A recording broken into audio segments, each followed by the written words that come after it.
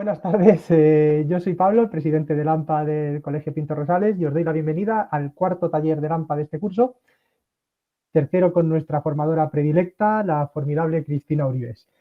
Bienvenida de nuevo, Cristina. Hola, Como ya Pablo. sabéis, Cristina, hola, ¿qué tal? Como sabéis, decía, Cristina es terapeuta de familia de la FAD, es también trabajadora social y es experta en prevención de adicciones.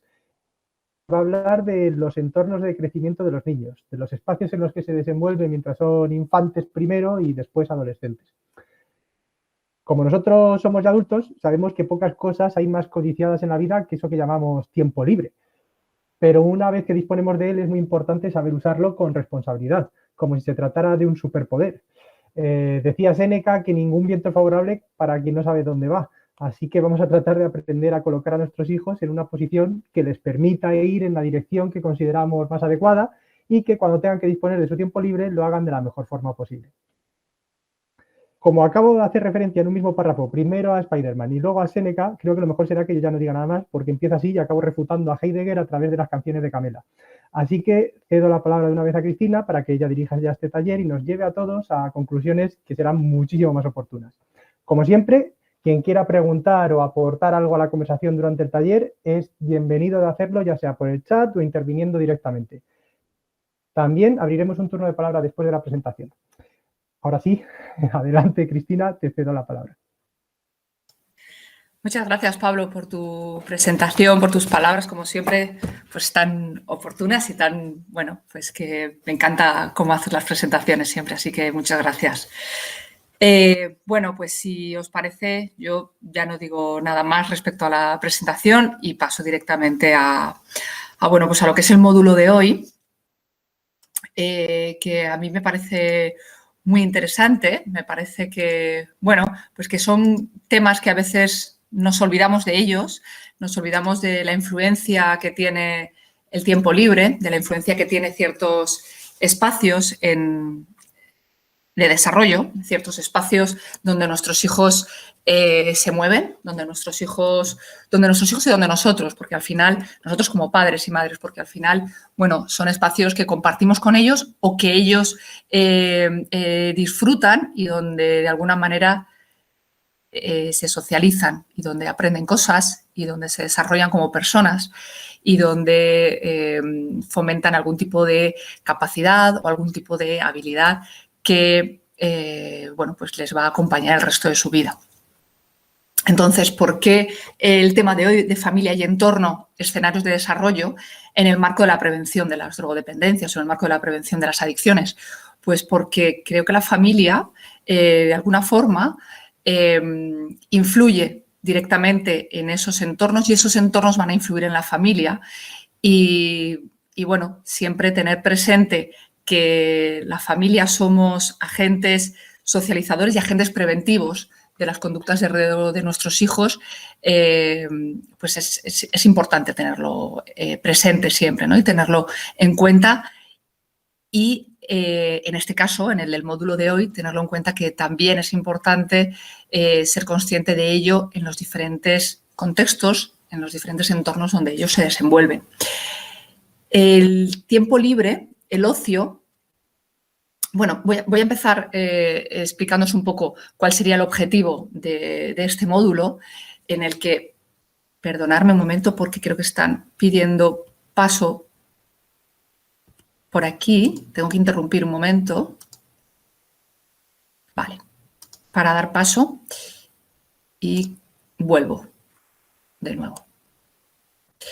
Os decía que los objetivos de este módulo va a ser que se pueda comprender el papel que cumple el tiempo libre y cómo además las familias, también las familias, no solo las familias, sino los docentes también, porque bueno, a veces este módulo va dirigido a docentes también, a profes, cómo podemos potenciar los factores de protección que hay en el tiempo libre de nuestros hijos, ¿no? En el tiempo libre, en el tiempo de ocio del que ellos disfrutan. Porque existen factores de protección de cara a las conductas de riesgo que es necesario tener en cuenta y tenemos que ser conscientes que nosotros podemos potenciar esos factores de protección. Para ello tenemos que saber cuáles son y para ello tenemos que saber cómo hacerlo. También es importante tomar conciencia, como os decía antes, ¿no?, de cómo influye la relación de la familia con otros microsistemas o microsistemas, otros entornos en los que se desarrollan nuestros hijos, ¿no? Y poder proporcionar esas maneras de interaccionarnos de la forma más óptima, ¿no?, y más positiva posible. El ocio y el tiempo libre, ¿qué significado tiene realmente, ¿no?, para todos, no solamente para los niños o para los adolescentes, sino también para los adultos? Desde luego, a lo largo del ciclo vital de las personas va a tener diferentes matices, pero siempre va a tener una función especialmente importante durante el desarrollo, ¿no?, durante la etapa infantil y durante la etapa de crecimiento y en la adolescencia. El tiempo libre es ese espacio, ese tiempo que nos queda cuando ya hemos cumplido con nuestras obligaciones, bien si somos niños y estamos estudiando o adolescentes, o bien ya cuando somos adultos y estamos trabajando. La finalidad o el objetivo último del tiempo libre y del ocio es el placer en sí mismo, también el descanso y, por supuesto, la diversión. Entonces, es importante ver que estas tres áreas, el placer en sí mismo, el descanso, la diversión, tienen una función muy importante en la vida de las personas y que es necesario darle el valor que requiere, ¿no?, estos espacios, tanto en sus diferentes etapas como para nosotros mismos. Con lo cual, yo creo que algunas veces, creo que no le damos el valor que tiene el ocio y el tiempo libre en nuestras vidas, en las de nuestros hijos, y creo que se nos escapan muchas, como os decía al principio, ¿no?, uno de los objetivos de este módulo es considerar los factores de protección que tiene estos espacios y ver el potencial preventivo que podemos llevar a cabo en ellos.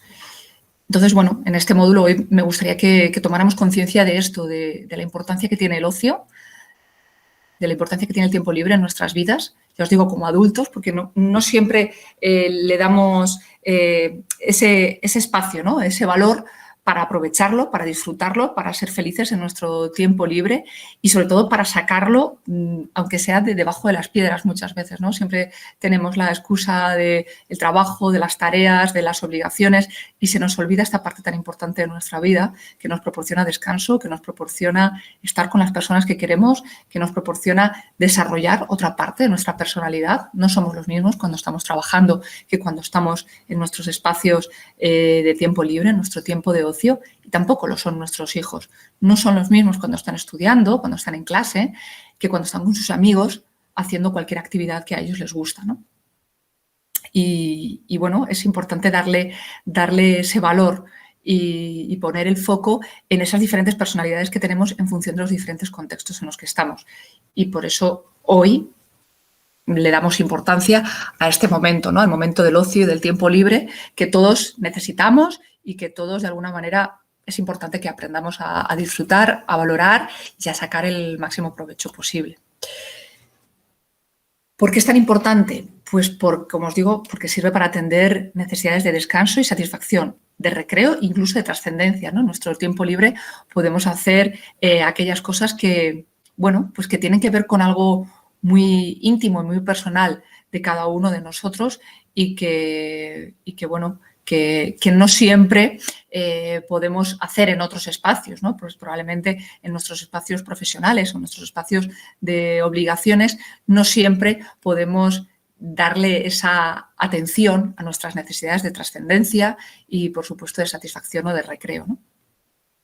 Por eso, el tiempo libre es importante no llenarlo de excesivas tareas ni de excesivas obligaciones, ni tampoco todo lo contrario, vivirlo con excesiva pasividad o con excesivo sedentarismo, ¿no? Porque pueden ocurrir las dos facetas, ¿no? Puede ocurrir las dos versiones. Podemos entender nuestro tiempo libre como un momento en el que hay que hacerlo lleno de actividades, que hay que llenarlo de actividades, que hay que llenarlo de, de momentos de excesiva actividad.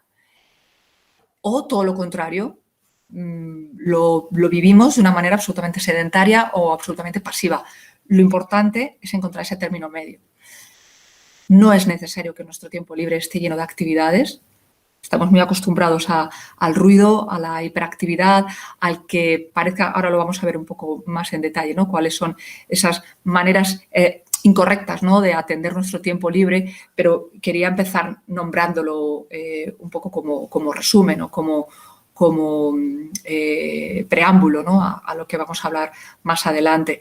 Estamos demasiado, como os decía, demasiado acostumbrados al ruido, a hacer demasiadas actividades y a no disfrutar de nuestro tiempo libre de una manera mucho más satisfactoria o mucho más dándole valor al descanso de ese momento y al estar con nosotros mismos y al estar haciendo actividades simplemente de disfrute y de relajación también, ¿no?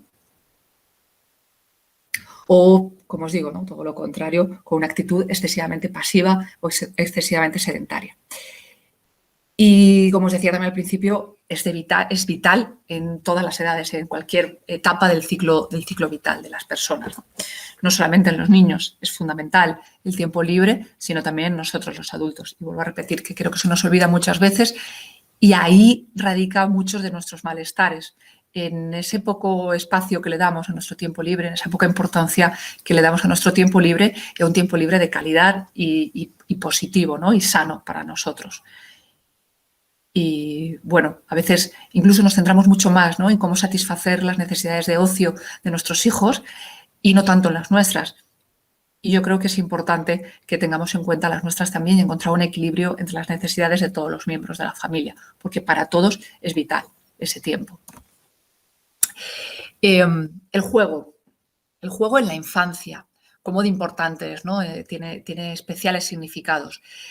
¿Qué ocurre con el juego? ¿Por qué hay que darle tanta importancia? Ahora estamos en la parte de la infancia, ¿no? ¿Por qué hay que darle tanta importancia al juego? Pues porque para nuestros niños, para nuestras niñas, es el vehículo para poder expresar sus intereses, sus emociones, cómo se sienten, sus aficiones, lo que les gusta, lo que no les gusta. Es un espacio de expresión, es un espacio de poder ser ellos de alguna manera, ¿no?, incluso de una manera muy auténtica. De hecho, además, es el espacio que realmente controlan. Ellos controlan el espacio de juego, el que más controlan. El resto de espacios de sus vidas son espacios más dirigidos, pero el espacio de juego es su espacio natural y allí es donde van a desarrollar o a ejercitar la creatividad, la resolución de problemas, los roles sociales que son capaces de ver en el mundo de los adultos y reproducirlo luego a través de sus juegos. También tiene otras funciones importantes, como es la de desarrollar las capacidades motoras, las capacidades mentales, las capacidades sociales. El desarrollo de habilidades sociales se desarrollan a través del juego. Y, por supuesto, las afectivas y las emocionales. Os decía antes que es un vehículo de expresión de emociones.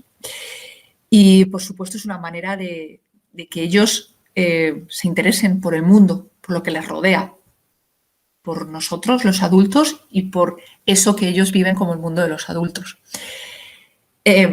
Porque de alguna manera van a estar reproduciendo, como os decía, las escenas del exterior para ellos ir de alguna forma conformando también su manera de interactuar con ese contexto, con el medio, con lo que les rodea, e ir desarrollando su propia personalidad a través de la imitación, de la observación. Van a ir reproduciendo todos esos roles y van a ir desarrollando todas esas habilidades de todo tipo tan fundamentales después en su vida adulta y no tan adulta, por supuesto, en la adolescencia, que es cuando más van a necesitar ciertas habilidades y ciertas capacidades. Pues es a través del juego como van a ir desarrollando esas habilidades. Por eso es tan importante permitirles el juego, por eso es tan importante crear esos espacios donde ellos puedan desarrollar esa creatividad, ¿no?, y donde ellos puedan disfrutar del juego de la infancia. En un primer momento, este tiempo libre ocupa un gran espacio, ¿no?, en la vida de nuestros hijos. De hecho, el ocio, el juego, como os decía, ocupa mucho espacio o el principal espacio de la vida de nuestros hijos. Sin embargo, conforme van creciendo, cuando ya dejan de ser pequeños y se pasan la mayoría del tiempo jugando, ese espacio, ese juego va a ir cediendo terreno a otros entornos, que son de los que vamos a hablar hoy, y donde van a desarrollar su infancia y, por supuesto, su adolescencia. Esos otros espacios, esos otros microsistemas, esos otros espacios que rodean la vida de nuestros hijos son la escuela, la comunidad, el grupo de iguales y ahora también los escenarios virtuales. Entonces, bueno, por eso es importante tener en cuenta que cuando son pequeños el espacio de ocio es el espacio, o el juego es el espacio que más ocupa en la vida de nuestros hijos, pero luego poco a poco ese juego se va a ir transformando en otra manera de relacionarnos con los demás, como os digo, en su etapa de la infancia, en su etapa de la adolescencia, y va a ir cediendo el terreno a estos otros espacios, ¿no? Donde el juego, como os digo, se va a ir transformando en otras maneras de interactuar. ¿Dónde está la función de los padres? Pues, como os digo, ¿dónde está la función de la familia en estos casos, ¿no? Pues en interactuar en cada uno de esos espacios para poder llevar a cabo una función preventiva eficaz y útil y positiva. Es decir, que la familia y cada uno de estos entornos no estén separados, que no haya límites tan rígidos entre cada uno de estos espacios donde nuestros hijos se desarrollan y donde nuestros hijos se socializan principalmente y la familia, sino que haya un verdadero equilibrio de poder interactuar sin controlar esos espacios, sin una actitud de supervisión o de control de esos espacios, pero sí de poder interactuar y de poder, bueno, de alguna manera, influir mutuamente.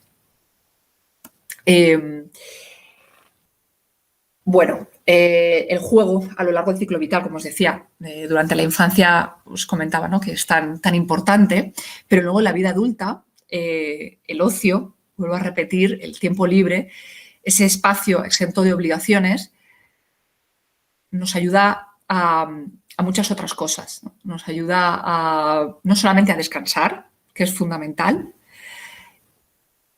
sino también a poder aliviar tensiones y sobre todo a compensar emociones. Las emociones que vivimos a lo largo de nuestros, o en nuestros otros espacios de desarrollo, en nuestros otros espacios de interacción con otras personas, son muy diferentes a las emociones que vivimos en nuestro tiempo libre.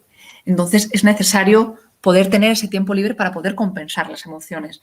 En el trabajo muchas veces vamos muy estresados, nuestras tareas diarias, nuestras obligaciones suponen mucha presión y mucha obligación, mucha tensión para nuestra persona, ¿no?, y para nuestro organismo. Entonces, a nivel emocional nos vemos afectados por esos contextos. Necesitamos de ese ocio, necesitamos de ese tiempo libre para poder compensar las emociones porque son muy diferentes, ¿no? Y poder desarrollar también la creatividad, el relacionarnos espontáneamente y también fortalecer los vínculos con las personas que queremos, con las personas que son importantes para nosotros, con nuestras personas de referencia. Y todo eso nos ayuda a tener un balance vital mucho más positivo. Si solamente tuviéramos espacio para las obligaciones, para las tareas y para nuestra profesión, para el trabajo, nuestro estado vital, nuestro estado emocional estaría absolutamente descompensado. Y es a través del ocio, a través del tiempo libre, como compensamos todo esto. Bueno, como os decía, esto en la vida adulta es importante y en la infancia, bueno, ya lo he nombrado, ¿no? Es imprescindible jugar para poder expresar nuestras emociones y para poder conocer el mundo, ¿no?, en la etapa de la infancia. Por eso los separo, porque, insisto, os decía antes que estamos a veces demasiado pendientes del ocio y del tiempo libre, del juego, de los espacios de juego de nuestros hijos, sin darnos cuenta que nosotros somos un modelo de conducta para nuestros hijos y lo somos cuando estamos llevando a cabo nuestro tiempo de ocio, cuando lo estamos disfrutando y lo estamos haciendo de una manera o bien hiperactiva o bien excesivamente pasiva, o no le estamos dando ni siquiera ningún espacio, ¿no?, ni ninguna importancia. Por eso quería separarlo, ¿no?, como el juego en la edad adulta no es tal juego, ¿no?, sino el ocio, el tiempo libre. Quería resaltarlo y quería hacer esa separación. No es importante solamente para los niños, es fundamental que nosotros nos reconozcamos ese momento, ese tiempo y esos espacios y que lo hagamos de la manera más sana y positiva. ¿Cómo podemos facilitar el juego en nuestros hijos? Empezando por la infancia, ¿no? Pues es importante que consideremos que el juego no siempre debe ser dirigido. Es decir, que no siempre incentivemos a nuestros hijos o motivemos a nuestros hijos a que jueguen de una determinada manera, sino que es mucho más positivo que nuestros hijos durante la etapa de la infancia aprendan a jugar de una manera más espontánea, más natural, ¿no? Porque si es un juego dirigido siempre, vamos a interrumpir todas esas funciones, ¿no?, de las que hablaba antes, que son tan positivas, el de las habilidades sociales, el de la expresión de la emocionalidad, el de ser capaces de desarrollar roles y reproducir el mundo exterior que ellos viven, ¿no?, y que les rodea. Perdonar porque creo que alguien vuelve a pedir paso y tengo que interrumpir la presentación. Vale, aquí estamos. Vuelvo.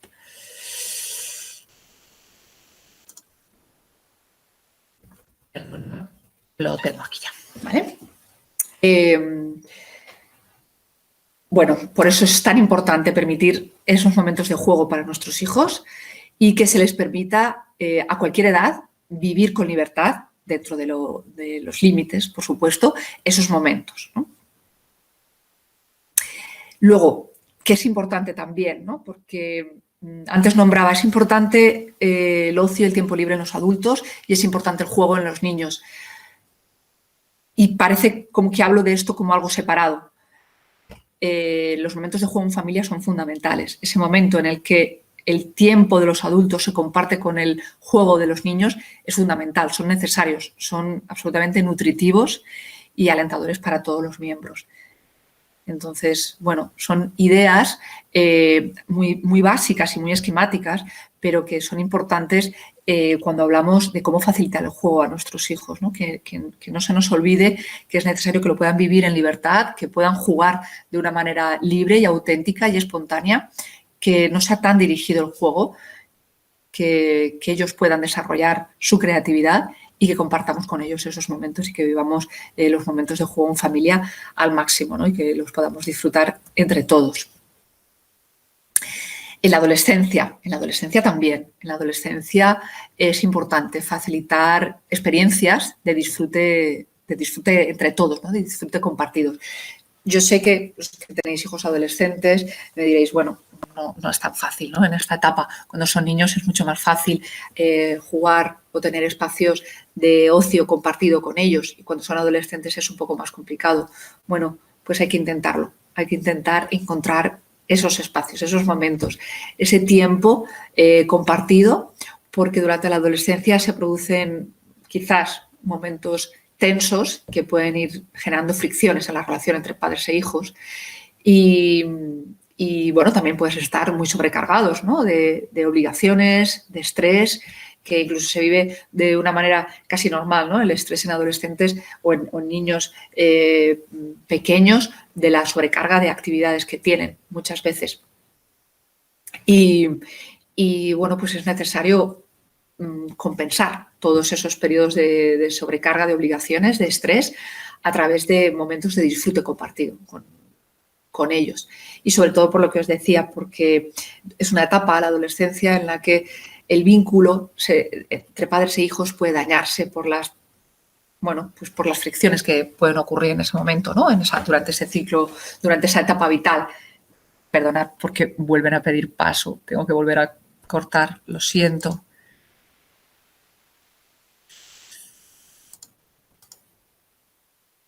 Intento estar lo más rápido posible. Vale. Hablaba de que es importante en la adolescencia, aunque os parezca que ya en la adolescencia nuestros hijos no necesitan de ese ocio compartido, es una etapa vital, por supuesto, cuando son pequeños y antes de los 3 años, como voy a decir, pero en la adolescencia es importante sobre todo para poder compensar, ¿no?, y contrarrestar esos momentos más tensos que se pueden dar, ¿no?, de momentos quizás de más conflicto, de más tensiones y bueno, poder tener experiencias de disfrute compartido, un cine, un partido de fútbol, unos bolos, este tipo de cosas que, bueno, pues que a los chavales jóvenes les gusta mucho, es importante poderlo facilitar y poderlo vivir con ellos. Igual que hablaba el otro día, ¿no? de cuando hablábamos de las nuevas tecnologías, os hablaba del couso. Este es otro de los ejemplos, ¿no? Compartir con ellos experiencias que a ellos les gusta, compartir con ellos su tiempo de ocio, bien a través de las nuevas tecnologías o bien en otros espacios, ¿no? De desarrollo, bien al aire libre o bien haciendo otras actividades deportivas o artísticas con ellos. Antes de los 3 años. Bueno, pues los niños antes de los 3 años juegan ellos solos, juegan de manera solitaria y también en grupo, en compañía. Lo que ocurre es que cuando juegan en compañía, muchas veces los padres y las madres nos empeñamos en que desarrollen de una manera un poco prematura cierta capacidad empática que les lleve a compartir, ¿no? Sus juguetes o el juego que están llevando a cabo. Sin embargo, es una etapa en la que todavía no han desarrollado esta capacidad y a veces nos empeñamos en que lo hagan, les obligamos y esto supone que ellos incluso reciban ese momento, ¿no? Esa situación como un rechazo a sus comportamientos y no entienden por qué. No entienden por qué tienen que compartir su juguete o no entienden por qué tienen que jugar con otros niños antes de los 3 años.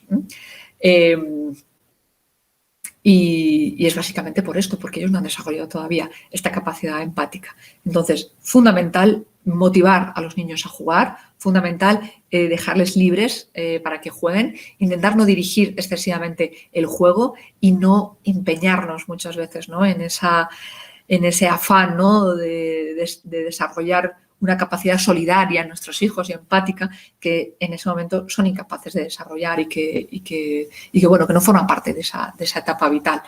Que hay tiempo para ayudarles a nuestros hijos a que sean personas solidarias, a que sean personas que tengan en cuenta al otro y que sean capaces de compartir. Pero antes de los 3 años, es mejor no obligarles a que tengan este tipo de conductas. Otro tema importante que quería nombrar al hablar del juego es el tema de perder en el juego. Es fundamental que nuestros hijos aprendan a perder porque es la manera de desarrollar la frustración. La frustración es una emoción que vamos a vivir a lo largo de nuestra vida y que no siempre hemos sido capaces de atender de manera adecuada cuando somos pequeños, ¿no? Y de gestionar de manera adecuada porque quizás nos han enseñado demasiado a ganar o a no permitirnos perder. Incluso nosotros como padres y como madres fingimos muchas veces que ganamos, ¿no? Y que todo está bien y que todo está perfecto y que todo está en orden y que todo está en su sitio. Bueno, pues a los niños, a las niñas, a nuestros hijos hay que transmitirles que los padres no siempre ganamos, que los padres nos equivocamos, que los padres y las madres cometemos errores y que no siempre conseguimos lo que queremos, lo que nos proponemos, lo que deseamos y que es necesario experimentar la frustración y permitirles a nuestros hijos que la experimenten. Vivimos muchas veces obsesionados con prevenir esos estados emocionales de nuestros hijos, en hacerles un espacio preventivo constante donde no sufran, donde no vivan la frustración, donde sus deseos, sus necesidades, sus emociones siempre sean positivas, ¿no? Y todo sea satisfecho, que realmente estamos privando a nuestros hijos de algo fundamental, que es experimentar esa sensación, ¿no? Esa emoción, ¿no? La de la frustración, porque va a servir de base para tolerar ciertas situaciones cuando sean adultos, ¿no? Y que luego lo vemos, ¿no? Muchas veces en nuestra vida adulta o en adolescentes, ¿no? Quizás no ya solamente en adultos, lo empezamos a ver ya en adolescentes cómo no permiten un no, cómo no permiten un límite y cómo se frustran con facilidad cuando no tienen las cosas como desean o cuando las cosas no son exactamente como ellos necesitan o según las expectativas que ellos tienen. Es necesario recordar que la tolerancia a la frustración, o mejor dicho, la intolerancia a la frustración se relaciona con las adicciones y con las conductas de riesgo. Es uno de los factores de riesgo relacionados con la personalidad que más se relaciona con las adicciones. Por eso yo hoy quería hacer hincapié, ¿no? En este concepto, en el de perder en el juego. No siempre se gana, hijo, no siempre se gana y a veces, perder está bien si lo vivimos como una oportunidad de aprendizaje. Todos hemos vivido la experiencia, ¿no? El momento en el que, bueno, pues se le deja ganar al niño jugando al parchís sin que él lo sepa, o a las cartas, o a cualquier juego de mesa, para que no se frustre, para que no llore, para que no se sienta mal.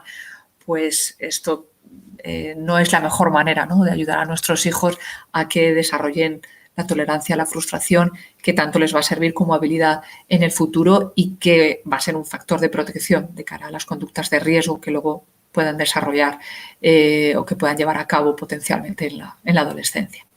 Entonces, bueno, son conceptos que quería nombrar porque me parece importante tenerlos en cuenta.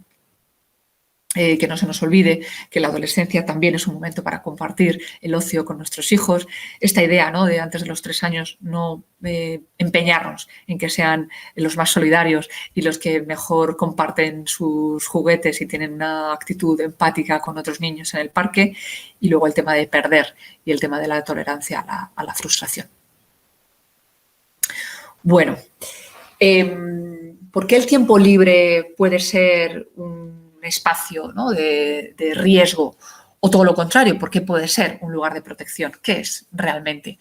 Pues va a depender de cómo se gestione, lógicamente. Y por eso, cuando hablamos de factores de riesgo y de protección de cara a las conductas de riesgo, el tiempo libre está en los dos, porque va a depender de si se gestiona de una forma o se gestiona de otra. Se va a convertir en un factor de riesgo que va a aumentar las probabilidades de desarrollar una adicción o una conducta problemática, o un factor de protección que aporte cierta seguridad, ¿no?, respecto a ciertos comportamientos destructivos o ciertos comportamientos de riesgo, ¿no?, en la edad, en la etapa de la adolescencia normalmente.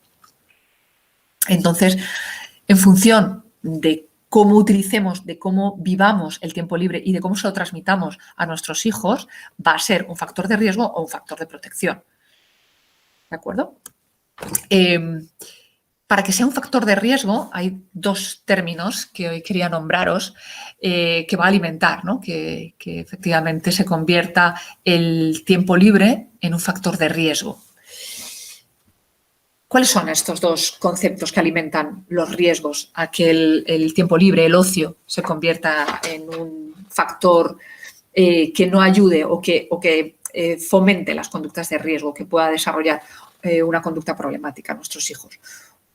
Pues son el aburrimiento, la mala gestión del aburrimiento y el consumismo. El otro día hablábamos del aburrimiento cuando hablábamos de las nuevas tecnologías y os decía, estamos en una etapa, en un ciclo de desarrollo de la sociedad en el que el aburrimiento está mal visto, ¿no?, y que no sabemos gestionarlo.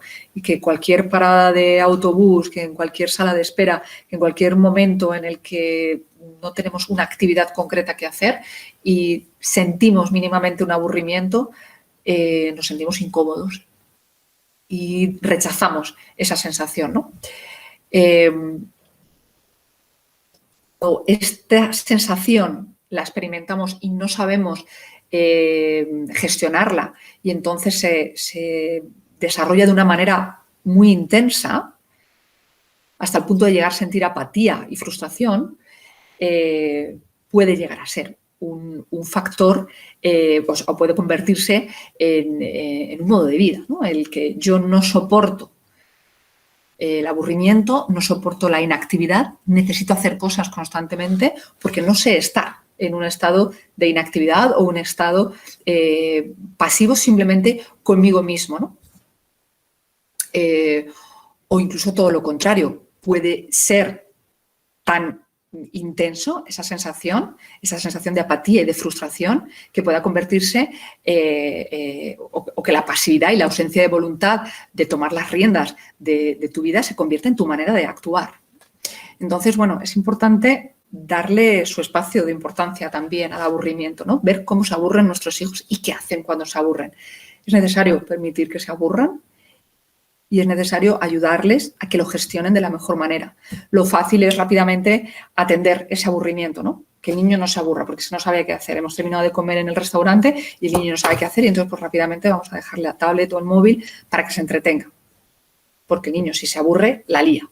Pues bueno, a lo mejor es necesario que aprenda a estar, simplemente a estar el niño pequeño o el adolescente o nosotros como adultos, ¿no? Es necesario que aprendamos a manejar esos momentos.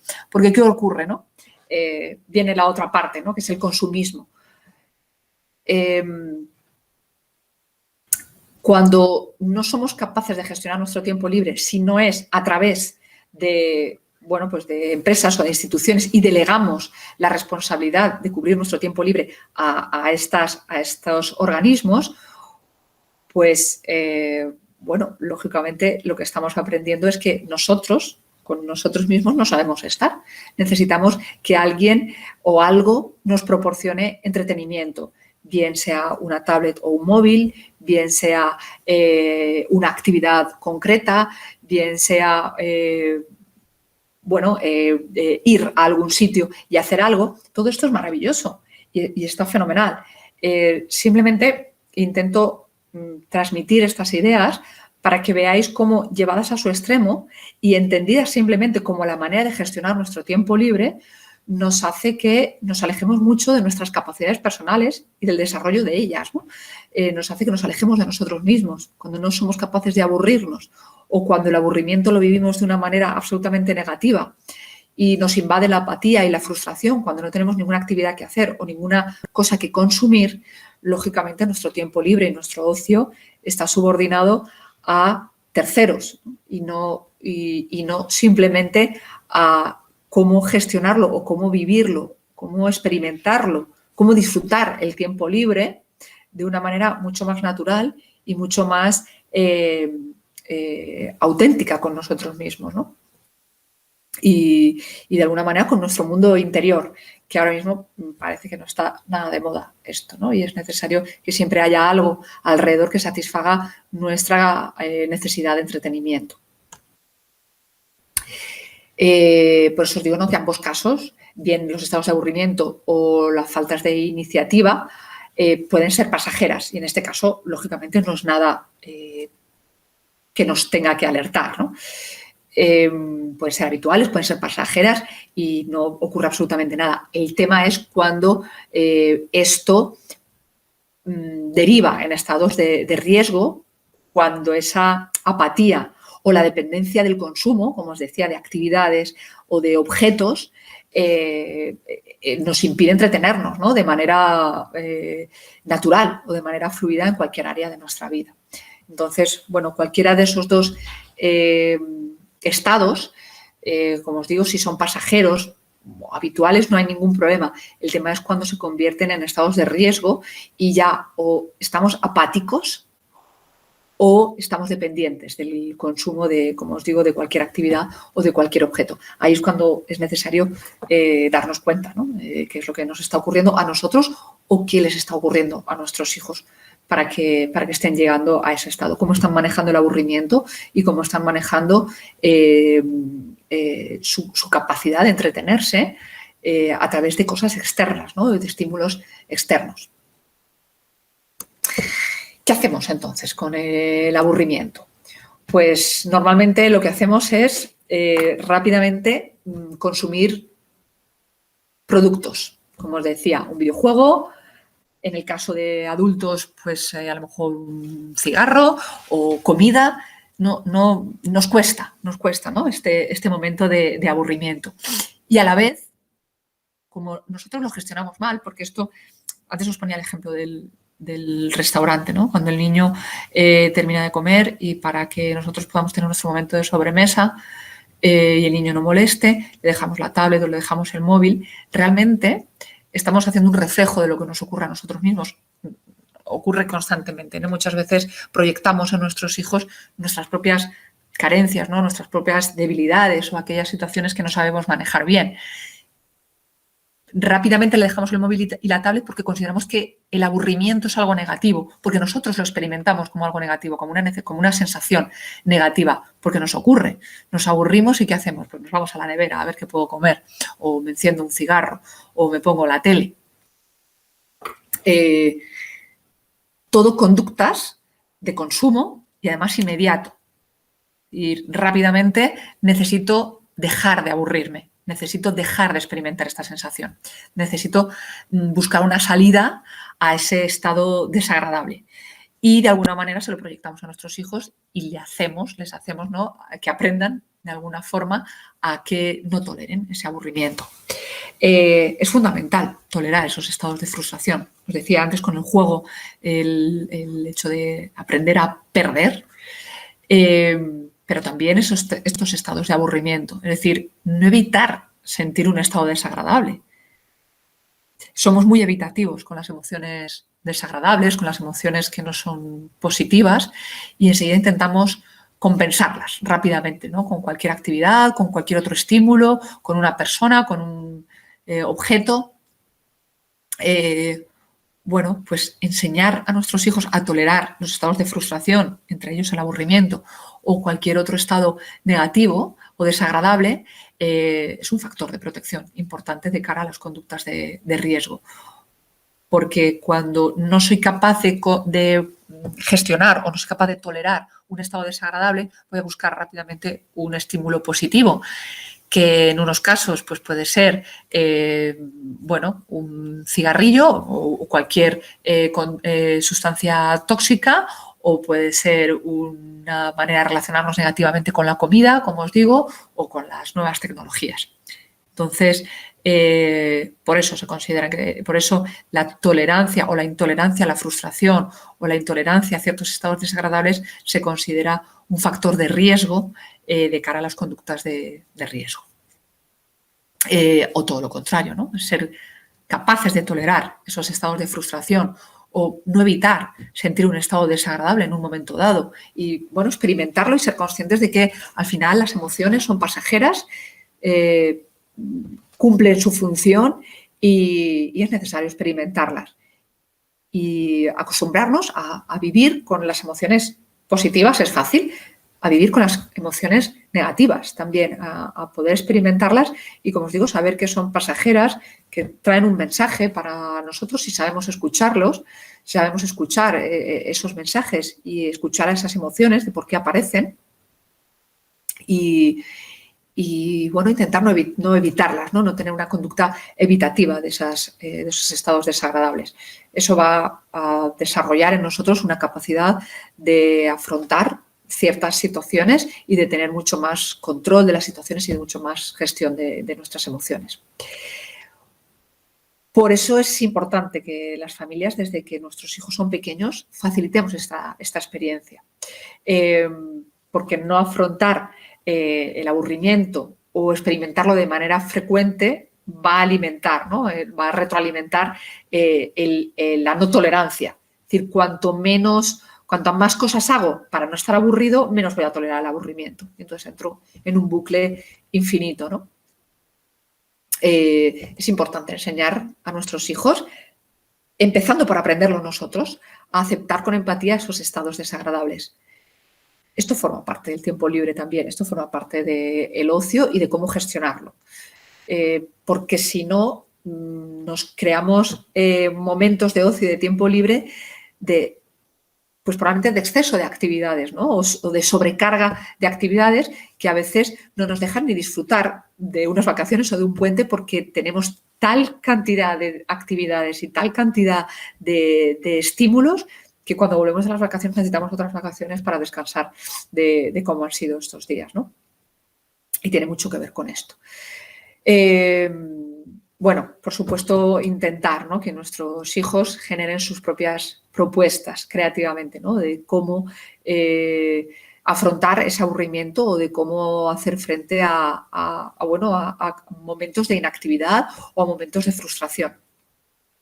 Antes que dar nosotros una respuesta rápida, ¿no?, a dejar que nuestros hijos busquen sus maneras. Pero os decía, rápidamente estamos en el restaurante y es toma, ponle al niño, a la niña la tablet con los dibujos para que se entretenga.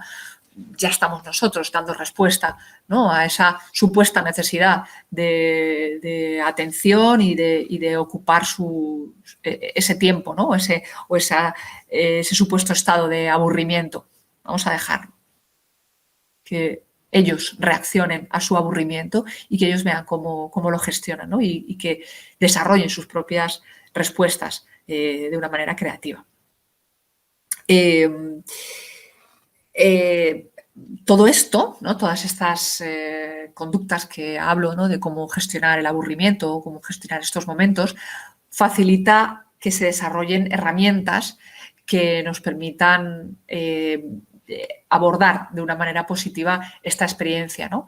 Y que nuestros hijos aprendan a divertirse con creatividad y a poder combatir la apatía de una manera activa, es decir, por nuestra parte, de una manera autónoma, sin esperar que algo la cambie, ¿no? Cuando a nuestro hijo le estamos dando la tablet para que no se aburra, de alguna manera le estamos diciendo desde fuera se te va a solucionar o se va a combatir ese estado de malestar, ese estado desagradable.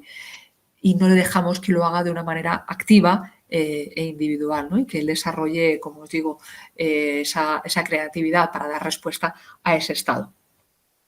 Y lo que va a aprender es que siempre desde fuera algo va a ocurrir, tengo que esperar a que algo ocurra para yo no aburrirme o para yo no tener una sensación negativa, ¿no? Y les hacemos perder poder, ¿no? O nosotros mismos nos hacemos, nos limitamos nuestro poder, nuestra capacidad de afrontar nuestras necesidades sin necesidad de que lo externo, lo que hay fuera de nosotros, atienda esa necesidad, ¿no? O ese estado de malestar. Y hay muchas cosas que están en nuestras manos y que no desarrollamos.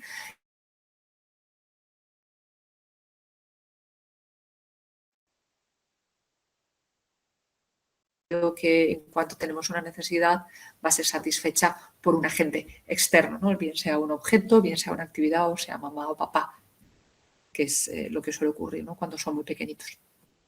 Con el consumismo, ¿qué hacemos con esta otra parte, ¿no? El consumismo. Lo he nombrado, ¿no? De alguna manera a lo largo de estos minutos, ¿no? Cada vez nos cuesta más estar con uno mismo, con una misma, ¿no? y disfrutar ese momento. Estamos acostumbrados al ruido, lo decía antes también, la experiencia de ruido, esa necesidad de actividad constante, de excesiva estimulación, de rapidez, de velocidad. Esto es lo que caracteriza nuestro ritmo de vida actual. Y hace que de alguna manera nuestro tiempo libre mantengamos todo esto, ¿no? Esa necesidad de ruido, esa necesidad de actividad, lo entendamos así, nuestro tiempo libre lo entendamos de esa manera, ¿no?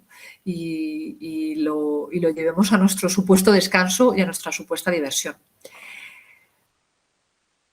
También con nuestros hijos, no solamente nosotros como adultos, como os decía antes, que necesitamos muchas veces descansar de las propias vacaciones, sino con nuestros hijos, ¿no? que llenamos su tiempo libre de actividades de una manera casi frenética, que si clases de inglés, que si el gimnasio, que si la guitarra, que al final se convierten más en obligaciones más que en verdaderos espacios de tiempo libre.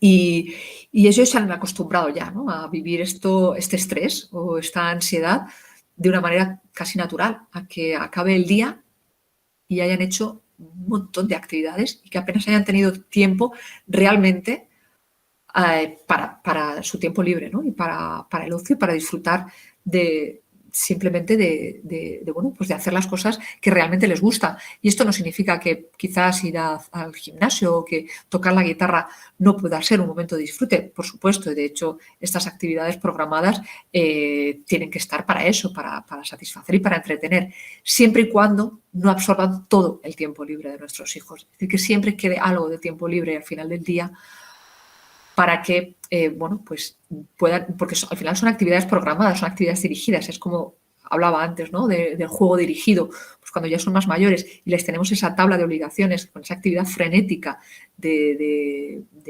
actividades, ¿no?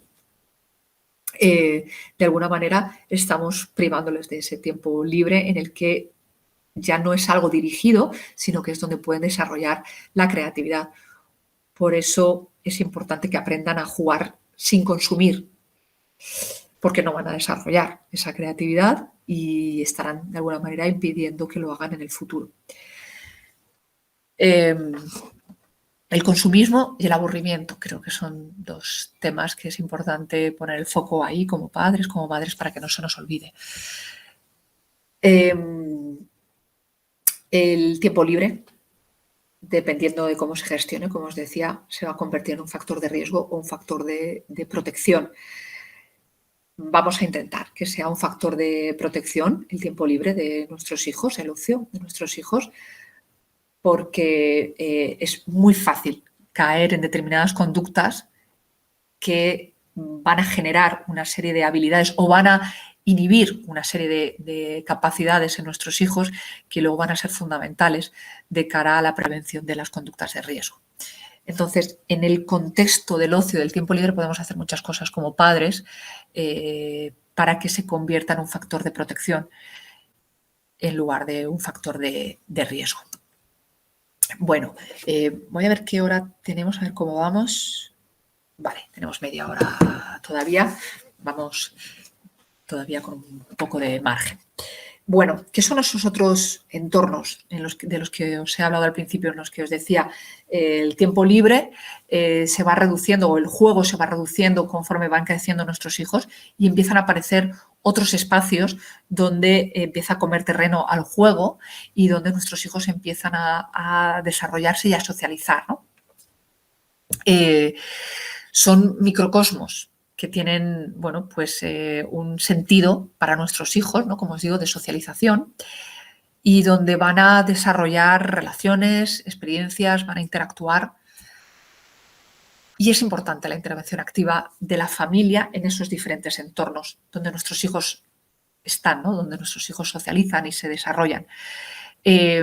Porque cuando hay interacción, como os decía, cuando no hay límites rígidos entre lo que es la escuela, lo que es la comunidad, lo que es el grupo de amigos, la comunidad, la sociedad, lo que es el grupo de amigos y la familia, esto también es un factor de protección. Cuando hay interacción, cuando hay intercambio de relaciones, de información, de experiencias, de esos diferentes entornos microsociales donde están nuestros hijos y la familia, va a ayudar a que nuestros hijos desarrollen factores de protección de cara a las conductas de riesgo y se minimicen los comportamientos destructivos o los factores de riesgo que van a aumentar la probabilidad de que en la juventud pudieran llegar a tener algún comportamiento poco saludable, ¿no?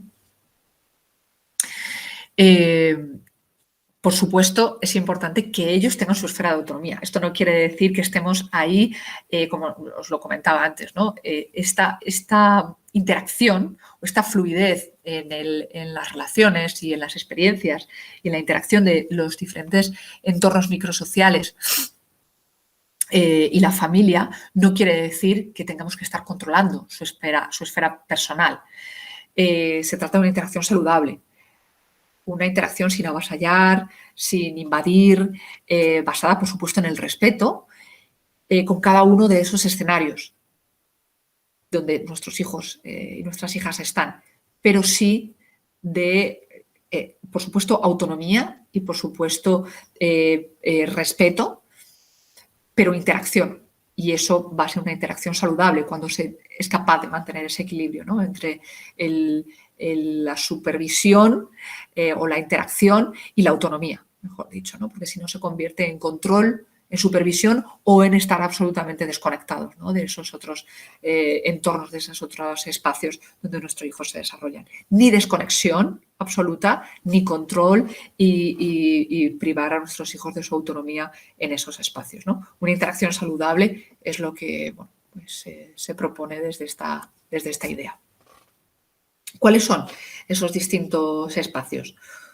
Pues bueno, el principal, o uno de ellos, que es muy importante, es el de la escuela.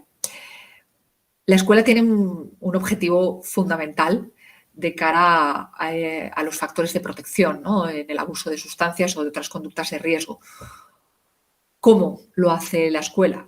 Pues fomentando ciertas capacidades.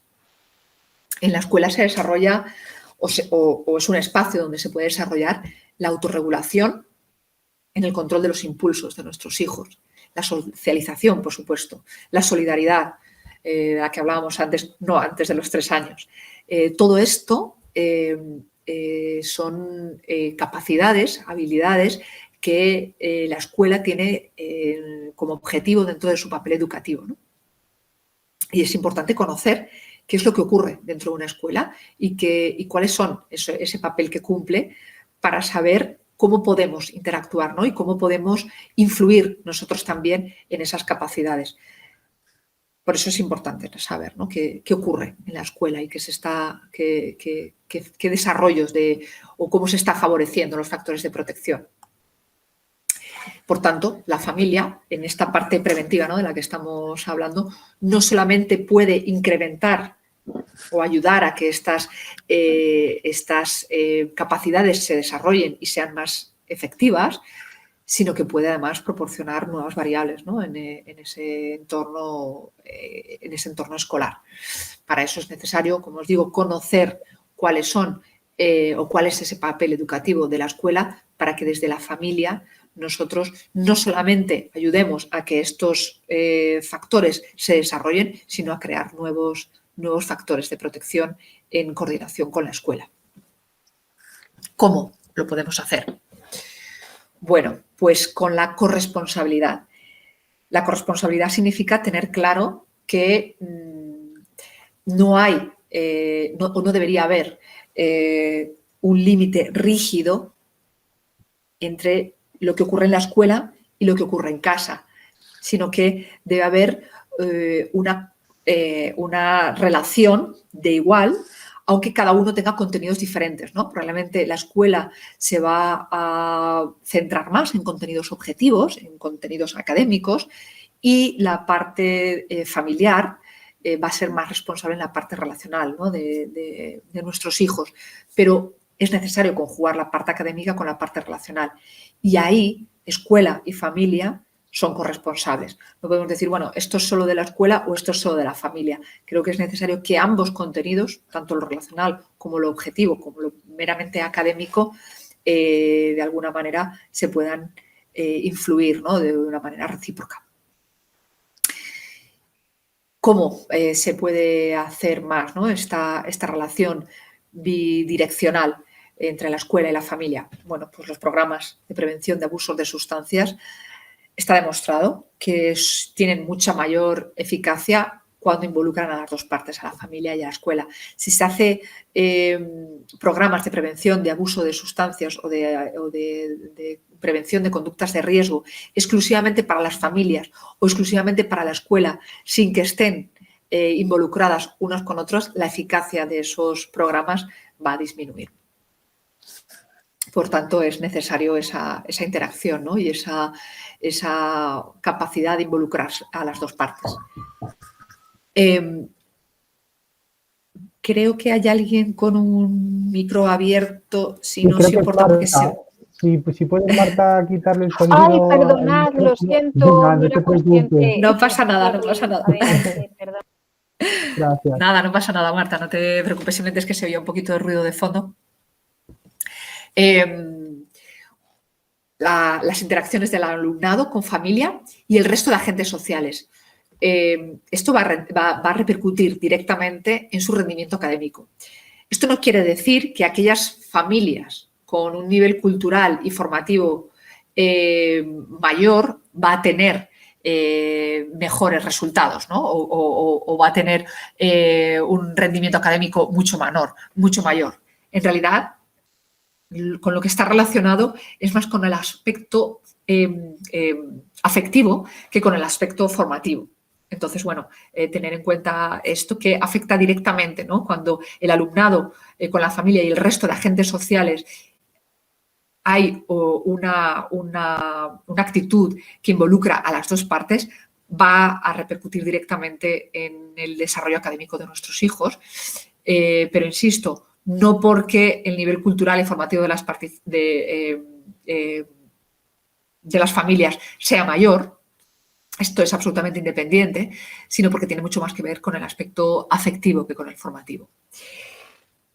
Otro tema importante que yo siempre quiero hacer hincapié es la importancia de los estados emocionales en los procesos de aprendizaje. Cómo la familia influye en la escuela desde ahí, desde los estados emocionales. Cuando las familias son familias que se desarrollan en un clima afectivo positivo, el proceso de aprendizaje de los niños en la escuela aumenta, ese rendimiento académico aumenta. Si hay un clima afectivo negativo, esto puede parecer una obviedad, pero, o algo que es como muy evidente, pero creo que es importante recordarlo. Cuanta mayor comunicación existe en casa, cuanto mayor cohesión, recordar aquellas cosas que hablábamos, ¿no?, en la primera sesión de organización familiar, la cohesión, el clima familiar, la comunicación, ese sostén emocional que sujetaba, ¿no?, las normas y los límites en la familia. Cuando todo esto funciona en casa y cuando todo esto es positivo en casa y por tanto genera estados emocionales positivos en los niños y las niñas, va a repercutir directamente de una manera positiva en los procesos de aprendizaje de ellos. Es mucho más difícil que un niño en un estado emocional negativo, en un clima familiar negativo, con una baja cohesión familiar, con una deficiencia en la comunicación, con unos estados negativos constantes, ¿no?, bueno, en las relaciones y en las dinámicas familiares, va a ser mucho más difícil que ese niño aprenda con facilidad, ¿no? Le va a costar mucho más. Entonces, bueno, es importante no solamente tener en cuenta esto que hablamos de la corresponsabilidad o de que haya que los padres estén involucrados en la escuela, sino que es importante que seamos conscientes que lo que ocurre en casa va a influir directamente en la capacidad de aprendizaje de nuestros hijos. Su estado emocional va a influir directamente en su capacidad de aprendizaje. Os pongo un ejemplo para nosotros, ¿no?, en la vida adulta, cuando tenemos problemas del tipo que sea, ¿no?, tenemos un familiar enfermo en el hospital o estamos pasando por un problema de relación de pareja o estamos en un momento delicado del tipo que sea, influye directamente en nuestro trabajo, en nuestra capacidad, en nuestro resultado en el trabajo. Y a los niños les ocurre lo mismo, no solamente en el resultado académico, sino en su capacidad de aprendizaje. Les cuesta mucho más si están en un estado emocional negativo que si los niños son niños que están felices y que no tienen que estar preocupándose por lo que está ocurriendo en casa, aunque aparentemente parezca que el niño no se está enterando o que el niño es muy pequeño como para percibir ciertas cosas.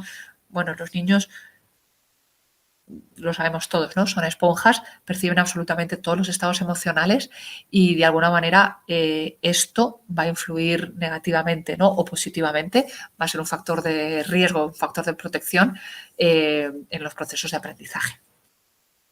Entonces a mí me gusta mucho hacer hincapié en esto porque muchas veces vemos que hay niños que no, bueno, pues que les cuesta aprender una tarea o que les cuesta concentrarse en el colegio o que les cuesta, y parece que nos centramos demasiado en la capacidad del niño, en lo que, bueno, en lo que es el niño, enseguida ponemos etiquetas, enseguida hacemos diagnósticos y se nos olvida quizás lo que está ocurriendo en casa, ¿no?, en la familia. Porque pensamos lo que os digo, ¿no?, que quizás es demasiado pequeño para percibir ciertas cosas o para percibir estados emocionales, y no es verdad.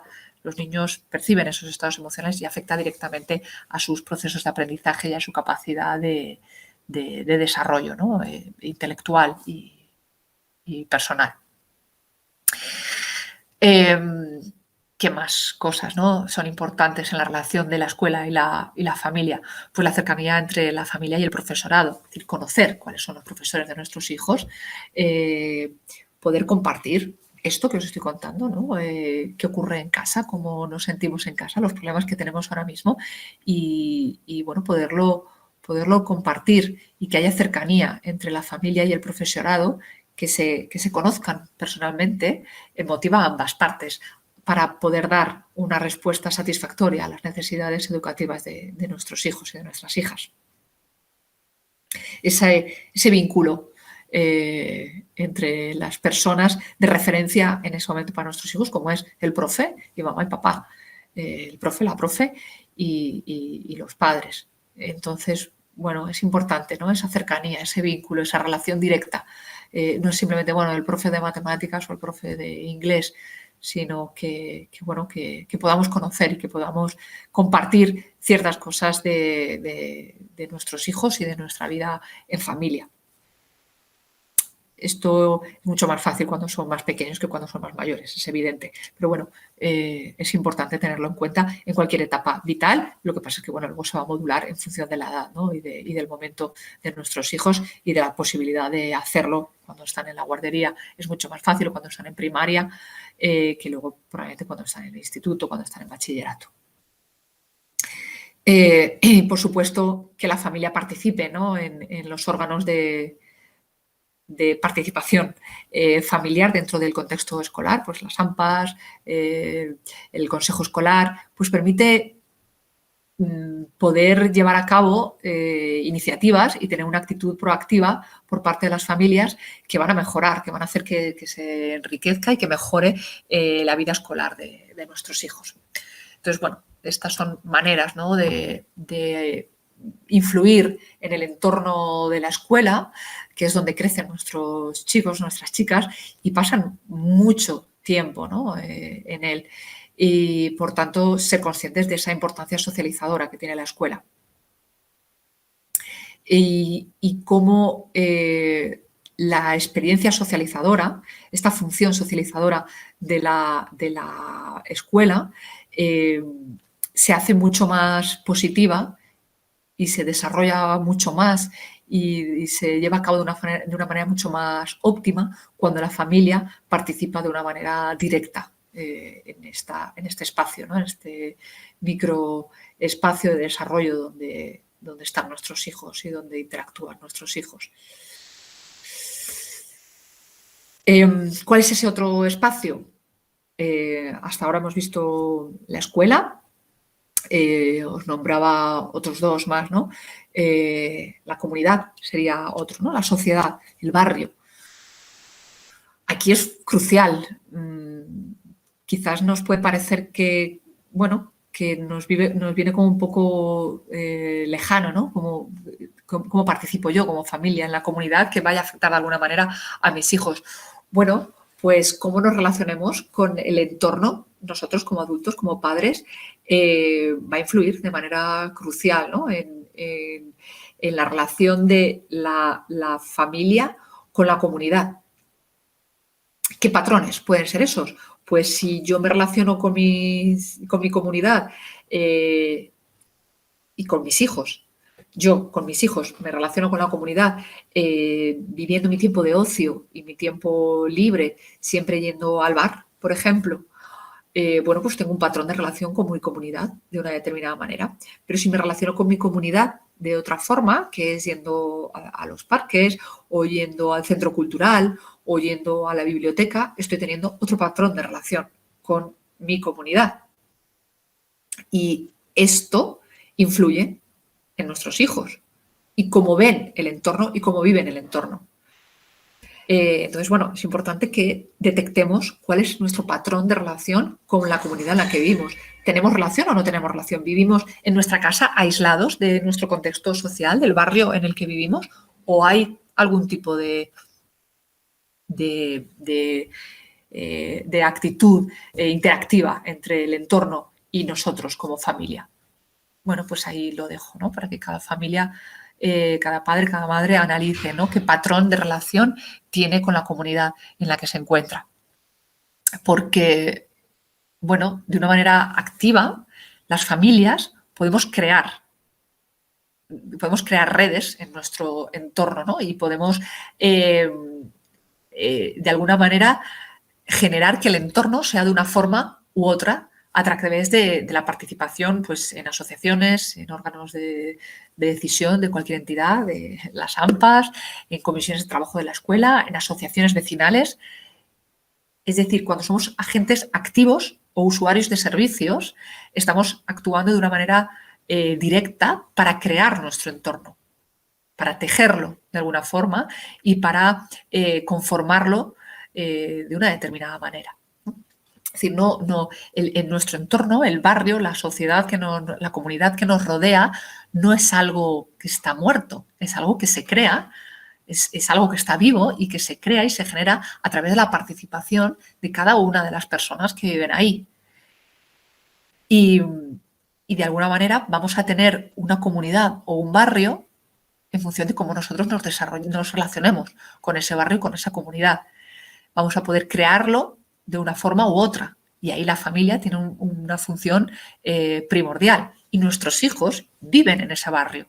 Ahí es donde viene la idea, ¿no? Es decir, en qué barrios, en qué entornos queremos que nuestros hijos vivan y qué función tenemos nosotros y qué protagonismo tenemos nosotros ahí. Pues mucho protagonismo.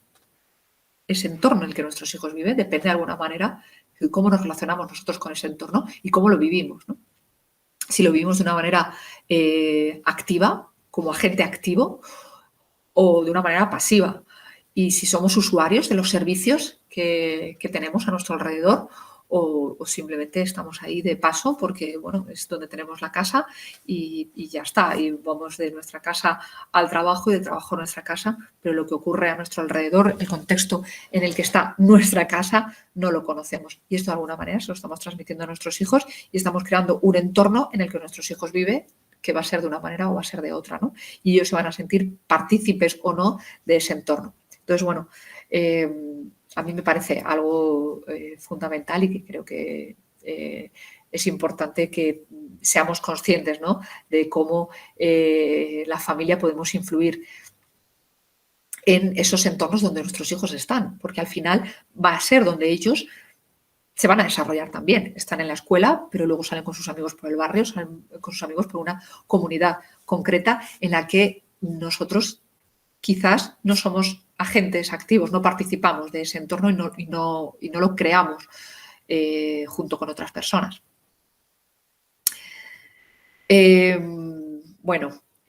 También formar parte de la comunidad y participar de la comunidad de esta manera nos ayuda a mostrarle a nuestros hijos diferentes realidades, ¿no?, de esos entornos.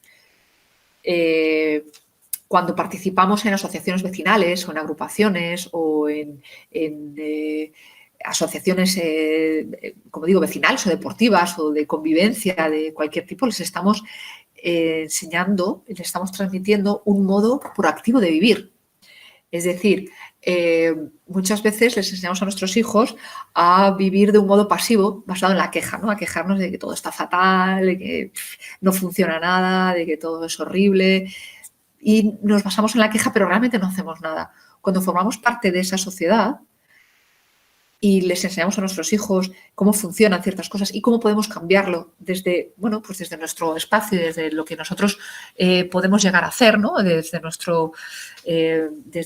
Con nuestra conducta, con nuestra participación, con nuestra colaboración en muchas cosas, pues les estamos no solamente enseñando, mirad, hijos, lo que ocurre en el mundo, ¿no?, y lo que ocurre a nuestro alrededor y no, el mundo no es solamente lo que ocurre en nuestra casa, sino todo lo que nos rodea, y cómo de alguna manera podemos influir, ¿no?, y transmitir una actitud proactiva de vivir en comunidad y no aislados. Porque no estamos aislados. Podemos aislarnos, pero realmente no vivimos aislados, ¿no? Vivimos dentro de un contexto familiar y dentro de un contexto social que es importante mostrar a nuestros hijos, ¿no? Y sobre todo mostrar nuestra capacidad de influir en eso. ¿Cómo podemos interactuar también con nuestra comunidad? Pues a través de conocer cómo cubrir nuestro tiempo libre en general y buscando cómo la sociedad nos aporta o qué oferta tiene nuestra comunidad para cubrir nuestro tiempo libre de una manera sana. Esto es importante porque a veces creemos que tenemos que irnos a algún lugar remoto donde cubrir nuestro tiempo libre y nuestro ocio, y a veces simplemente en nuestro barrio encontramos ofertas y actividades y cosas que hacer súper enriquecedoras para nuestros hijos y de una manera muy cercana, ¿no?, y muy directa, y en la que ellos se van a sentir, que eso forma parte de ellos. No me tengo que ir a otra ciudad o no me tengo que ir a otro país o no me tengo que ir a un lugar exótico para poder disfrutar, sino que en mi barrio, en mi entorno más cercano, del que yo formo parte y del que mi identidad o donde mi identidad se está conformando, puedo desarrollar mis necesidades o puedo atender mis necesidades de ocio y de tiempo libre. Entonces, bueno, es importante conocer, ¿no?, cómo se pueden satisfacer de una manera cercana esas necesidades. También, como estamos en el marco de la prevención de conductas de riesgo, es importante que la familia conozca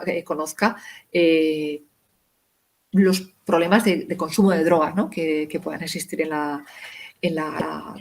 el barrio, en la comunidad en la que viven, para, de alguna manera, intervenir desde casa, ¿no? y compartir con nuestros hijos esta situación y conocer cuál es la opinión de ellos y que ellos conozcan cuál es la situación, ¿no? O cuáles son los problemas de consumo que puede haber en el barrio en el que ellos viven. Y esto siempre da pie a la comunicación, al poder hablar de los riesgos, a poder hablar de cuáles son las consecuencias y poder hablar de las conductas de riesgo, ¿no? Y esto siempre va a ser un factor de protección, poder compartir con nuestros hijos qué es lo que ocurre en un entorno lejano, no algo que estamos viendo en la televisión, sino algo que está ocurriendo cuando nuestros hijos salen a la calle, cuando nuestros hijos salen con los amigos a dar una vuelta. El tema de las salidas nocturnas, ya que entro en el tema de salir en el barrio nuestros hijos cuando ya son adolescentes y empiezan a ser más mayores y empiezan a salir por la noche, es importante, ¿no? Ver en qué estado regresan de esas salidas nocturnas. Y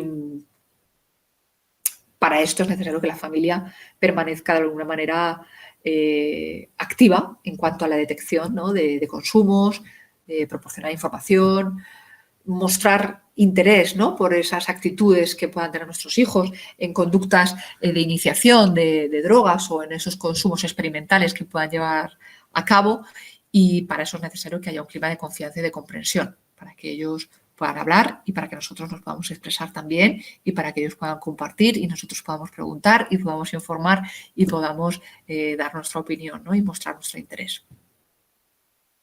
Siguiendo con el tema del barrio, las salidas y la adolescencia, pues bueno, el tema del dinero, ¿no? Es un aspecto importante, ¿no? Tener en cuenta de qué cantidad de dinero disponen, ¿no? la juventud actualmente. Y a veces es importante limitar esta disponibilidad, porque cuando limitamos esta disponibilidad, cuando hay un exceso de capacidad económica por parte de nuestros hijos, también hay más probabilidad de que ese dinero lo puedan utilizar. No quiero decir que porque lleven más dinero lo van a utilizar más negativamente. De nuevo, el dinero es un factor de riesgo o de protección, pero puede ser un factor de riesgo si, lógicamente, no se enseña a utilizar el dinero de una manera correcta. Puede ser un factor de riesgo. A más dinero, mayor probabilidad para adquirir ciertas sustancias tóxicas, ¿no? como por ejemplo el alcohol. Por tanto, es necesario abastecer a nuestros hijos, ¿no? económicamente con cantidades proporcionales a la edad y en el momento concreto. Este, es un tema que podríamos profundizar un poco más, pero son ideas que quería dejar claras con respecto a cómo la familia se desarrolla o se relaciona, con el entorno, con la comunidad, y en concreto, hay ciertas situaciones que tienen que ver con esto, como son las salidas nocturnas y cómo es el dinero. Cómo podemos influir en todo esto. Nuestro barrio, nuestra comunidad, es a veces como ese vecino del quinto desconocido, ¿no? Y, sin embargo, las posibilidades que puede ofrecer para ocupar nuestro tiempo libre pueden ser ilimitadas y no siempre las conocemos. Poder conocer los recursos que ofrece nuestro barrio, nuestra comunidad, así como los riesgos que tiene también nuestra comunidad, nos ayuda a poder educar a nuestros hijos para la conciencia de lo que es negativo o puede ser perjudicial para ellos y a la vez facilitar experiencias saludables. Por eso, conocer nuestro entorno, nuestro barrio como padres, nos ayuda a educar a nuestros hijos de cara a fomentar los factores de protección y a facilitar experiencias saludables y, de alguna manera, también, claro, a reducir los factores de riesgo. Siempre el conocer, siempre el saber dónde estamos, qué nos rodea, va a ser siempre un factor de protección que, de alguna manera, vamos a trasladar a nuestros hijos y que va a ser positivo para ellos. Por último, vemos cómo voy de tiempo. 5 minutitos y acabo. El grupo de iguales. en la adolescencia es fundamental. El grupo de iguales es el otro entorno, es el otro microsistema, ¿no? La escuela, la comunidad y el grupo de iguales. En la adolescencia es fundamental, cobran especial importancia al grupo de iguales. Y aquí es importante que la familia, desde etapas iniciales, ¿no?, vaya sembrando relaciones positivas con el grupo de iguales de nuestros hijos. Una relación respetuosa, no de control, pero sí de conocimiento y de saber, bueno, pues quién es ese grupo de iguales, ¿no?, con el que nuestros hijos van y con el que nuestros hijos están desarrollando sus primeras experiencias adultas. Porque va a acompañar a nuestros hijos en todo momento de cambios, ¿no?, sobre todo en la adolescencia. Además, el hecho de conocer este grupo de iguales por parte de la familia permite tener un papel modulador en las relaciones que tienen nuestro hijo, nuestra hija con ellos, ¿no? Y podemos ayudarles a relacionarse de una manera más positiva, a poder desarrollar habilidades sociales y poder ver hija se relaciona en este grupo, ¿no? Cómo desarrolla su personalidad y cómo se vincula con otras personas. Para esto tenemos que conocer al grupo de iguales y para esto tenemos que ser conscientes, ¿no?, de cuál es esta relación que tienen nuestros hijos con su grupo de amigos. Vamos a tener, como os digo, ese papel modulador. Nuestros hijos algunas veces se sienten perdidos. Parece que efectivamente tienen su grupo de amigos, pero a veces no saben muy bien cómo relacionarse porque es otro microsistema, es una microsociedad en la que empiezan a desarrollar roles y relaciones y vínculos y experiencias nuevas que son nuevas para ellos, ¿no? Y quizás nosotros no vamos a ser los primeros a los que van a acudir o a los que van a acudir en primera instancia, pero por eso es importante crear ese clima, ¿no?, de confianza y de comunicación para que podamos conocer cuáles son sus vivencias dentro de ese grupo de iguales, cómo se sienten en las relaciones con ellos y cómo se vinculan con otras personas, ¿no?, y su manera de interactuar, sus capacidades de socialización, sus habilidades sociales con chicos y con chicas de su edad. Bueno, lógicamente la prevención del consumo de drogas desde la familia en relación al grupo de iguales, pues bueno, se lleva a cabo conociendo cuáles son los factores de riesgo y cuáles son los factores de protección. Está comprobado que el consumo de drogas se inicia prioritariamente en el grupo de iguales, ¿no? Es muy raro el consumo de drogas de una manera individual, ¿no?, y aislada. Normalmente se hace en el grupo de iguales. Esto no significa que, claro, que el grupo de iguales, por el hecho de existir, ya sea un factor de riesgo. No, va a haber grupos de iguales que van a tener características que podemos considerar como factores de riesgo y otras que van a ser todo lo contrario, van a ser factores de protección para que nuestros hijos no lleven a cabo conductas de riesgo. Por eso es importante, tan importante, ¿no?, el permanecer en contacto con ese grupo de iguales y estar disponible para el grupo como padres, como madres. Y estar ahí, ¿no?, estar presente en la vida de nuestros hijos en ese entorno tan fundamental para ellos como es el grupo de sus amigos. ¿Qué características tiene un grupo de amigos, ¿no?, o un grupo de iguales para que sean considerados como factores de riesgo? Pues son 3 principalmente.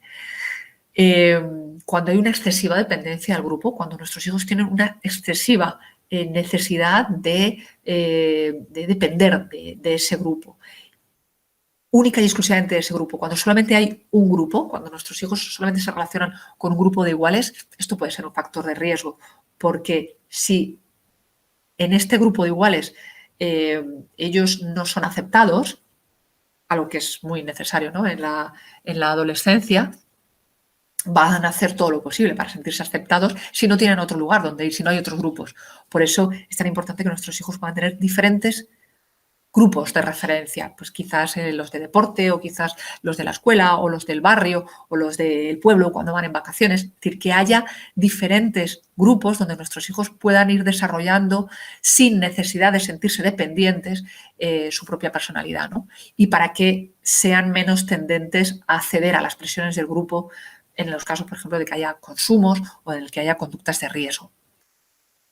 Y, por supuesto, pertenecer a grupos que consumen o que tienen actitudes positivas hacia el consumo va a ser siempre un factor de riesgo. Por tanto, la dependencia al grupo, las presiones del grupo hacia el consumo, es decir, para pertenecer a este grupo tienes que consumir alcohol o tienes que consumir marihuana o tienes que llevar a cabo determinadas conductas de riesgo, como puede ser la violencia, esto va a ser un factor de riesgo. O grupos, bueno, pues que tienen conductas positivas o actitudes positivas hacia estos consumos, ¿no? Por otro lado, todo lo contrario, ¿no? ¿Cuáles serán esos factores de protección? ¿Qué es un factor de protección cuando hablamos de los grupos de iguales?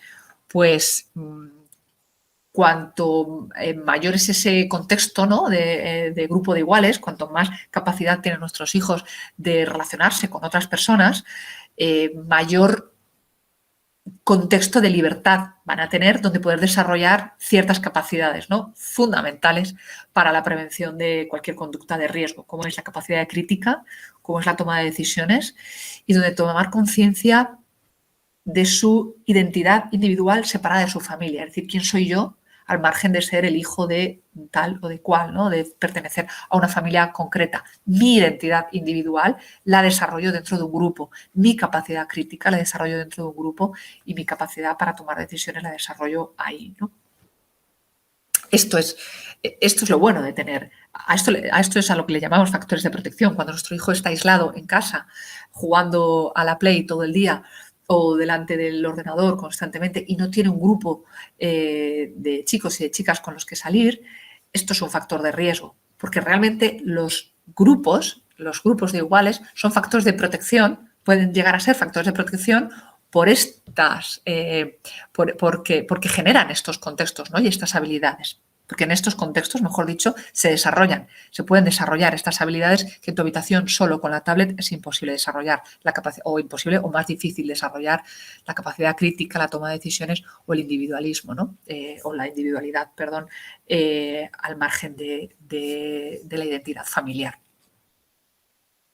Lógicamente, si el grupo tiene las características que hemos dicho antes, se convierte en un factor de riesgo. Esto es lo que quiero que distingáis, que un mismo hecho, el hecho de que exista un grupo de iguales, dependiendo de cómo se viva, de cómo nos relacionemos, y para eso está nuestra capacidad preventiva, nuestra actitud preventiva con nuestros hijos, y para eso tenemos que estar ahí, se puede convertir en un factor de riesgo o en un factor de protección. Si este grupo, en lugar de tener esas conductas de presión y esas conductas positivas hacia el consumo, lo que tiene son unas buenas habilidades sociales maduras y constructivas y un mayor rechazo a las drogas y a las conductas de riesgo, pues va a proveer de mayor seguridad a cada uno de los integrantes de ese grupo. Si además nuestros hijos participan en asociaciones, en clubes deportivos, pues toda esa red va a generar una actitud preventiva y saludable en la vida de nuestros hijos porque se va a sentir parte de algo. A más sentimiento de estar aislado, a más sensación de aislamiento, mayor probabilidad de conductas de riesgo. Y, por tanto, pues bueno, con la mayor conexión con otros grupos de amistad y nuevas oportunidades de intercambio y socialización, pues esto va a ser siempre una mayor situación para promover los factores de protección. Por último, ¿qué recomendaciones en relación con la familia, con el grupo de iguales? ¿Qué hacer, ¿no? Como padres, como madres, con respecto a nuestros hijos? Sé que me estoy pasando de tiempo. Si me dais 5 minutos, acabo. Pero me parece que esto es importante, ¿no? de nombrar. ¿Cómo nos relacionamos, ¿no? como padres y como madres con nuestros, por decirlo así, con los amigos de nuestros hijos, de nuestras hijas? Pues aquí os nombro alguna serie de recomendaciones. Como es, por ejemplo, invitar a las amistades, a los amigos de nuestros hijos a casa y reservar pues, ciertos espacios de comunicación con el grupo, poder hablar con ellos, poder conocerlos y poder conocerlos pues, bueno, en nuestro contexto, ¿no? En un contexto en el que nosotros también nos sentimos seguros, que forma parte de nuestra zona de confort y no solamente que ellos pues, salgan a otros lugares o estén en otros sitios, sino que podamos invitarlos a casa y que los podamos conocer en casa, ¿no? Incorporar cuando estamos con nuestros hijos en momentos de comunicación, en momentos de escucha, preguntas relacionadas con sus amistades. Si nos han contado algo relacionado con algún amigo, con alguna amiga, pues volverles a preguntar al cabo de unos días, oye, esto que me contaste de tu amigo que estaba enfadado con no sé quién, ¿cómo va esto? O ¿qué tal le ha ido a tu amiga el examen este que me comentaste que parece que había salido un poco triste? O, es decir, hacerles sentir a nuestros hijos que su mundo, sus entornos, nos importan y que estamos pendientes de lo que les ocurre, ¿no? Y que estamos presentes en su vida y en sus vivencias y en sus experiencias y que son importantes para nosotros también. Respetar la cosmovisión adolescente, es decir, no estar cuestionando constantemente todo aquello que nos es ajeno y que nos es lejano a nosotros como padres, sino, bueno, pues hay una cosmovisión adolescente, hay una visión del mundo concreta cuando se es adolescente que creo que es importante escuchar y respetar, dar nuestra opinión también, pero para poder dar nuestra opinión desde el respeto es necesario poder escuchar, ¿no? Cómo ven ellos el mundo, ¿no? Somos generaciones diferentes y, como es evidente, vamos a ver la vida desde otra óptica y desde otra perspectiva. Y, bueno, pues es importante escucharlo, ¿no? Y respetarlo. Observar qué factores de riesgo hay en el grupo de nuestros amigos, como de los amigos de nuestros hijos, como las actitudes ante las drogas, como el alcohol o el tabaco, ¿no? Y desde ahí, desde esa observación respetuosa, no controladora, como decía antes, se detectan esos factores de riesgo y, por tanto, podemos llevar a cabo ciertas conductas, ¿no? Planificar medidas constructivas para limitar esos factores de riesgo y para poder influir en los factores de riesgo y que puedan convertirse en factores de protección. Si no lo conocemos, si no somos conscientes, no podemos cambiar nada, ¿no? Y, por tanto, por otro lado, ¿no? Y de manera paralela, identificar los factores de protección que existen en el grupo de nuestros hijos y potenciarlos. Por tanto, ayudar a reducir los factores de riesgo e intentar fomentar los factores de protección. El grupo de iguales es fundamental en la adolescencia. Esto es uno de los microsistemas básicos de la adolescencia. En otras etapas la escuela será muy importante, pero durante la adolescencia es principalmente el grupo de iguales. Por tanto, tenemos que estar ahí. Tenemos que tener una presencia activa, insisto, no controladora, pero sí una presencia en ese grupo de iguales. Porque para nuestros hijos es fundamental para construir su identidad, como decía, de una manera diferenciada a la identidad familiar. Y, por tanto, ese contacto respetuoso con el grupo de iguales permite identificar los posibles factores de riesgo e intentar intervenir sobre ellos y fomentar y facilitar experiencias de protección con ellos. Por último, quería deciros que, bueno, hablando de todo esto que hemos hablado, de las diferentes esferas en las que se relacionan nuestros hijos, los diferentes contextos, como hemos hablado del ocio, del tiempo libre, del aburrimiento, del consumismo, de cómo llevamos a veces una actividad frenética de actividades que no nos da tiempo a, bueno, pues a estar con nosotros mismos y que nos impide tener cierta tolerancia a ciertos estados emocionales. Yo creo que es importante aprender a tolerar el silencio, la inactividad y, sobre todo, aprender a observar nuestro interior. Todo esto no está muy de moda ahora, por mucho que el mindfulness o por mucho que el yoga o por mucho que todo esto ahora mismo se conoce mucho más que antes. Creo que vivimos en una sociedad en la que el silencio y la inactividad están infravalorados y el estar con nosotros mismos sin estímulos externos.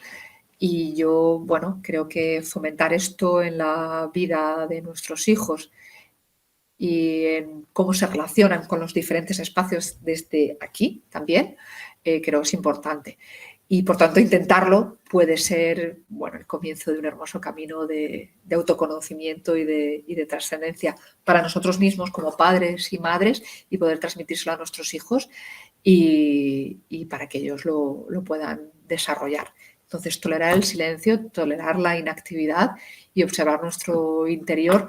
Me gustaría que, después de haber hablado de las salidas nocturnas, el dinero, el barrio, las actividades, el club deportivo, la escuela, las actividades y las clases de guitarra, nos volvamos a nuestro silencio, a nuestra inactividad, a nuestro interior, a nuestro yo más profundo, y conectemos con él y les ayudemos a nuestros hijos a hacerlo y a disfrutar de esto también y a aprender de esos estados.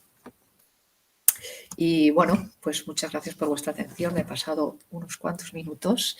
Nada, y si tenéis alguna pregunta. Interesante, de verdad, Cristina, ha sido fantástico. A mí me ha parecido uno de los mejores talleres de los que llevamos. Todos son maravillosos, pero este me ha gustado mucho, de verdad que sí. Y además también yo se lo quiero recordar también a la gente, la guía que hemos enviado, que se podían descargar y que nosotros hemos enviado sobre este taller.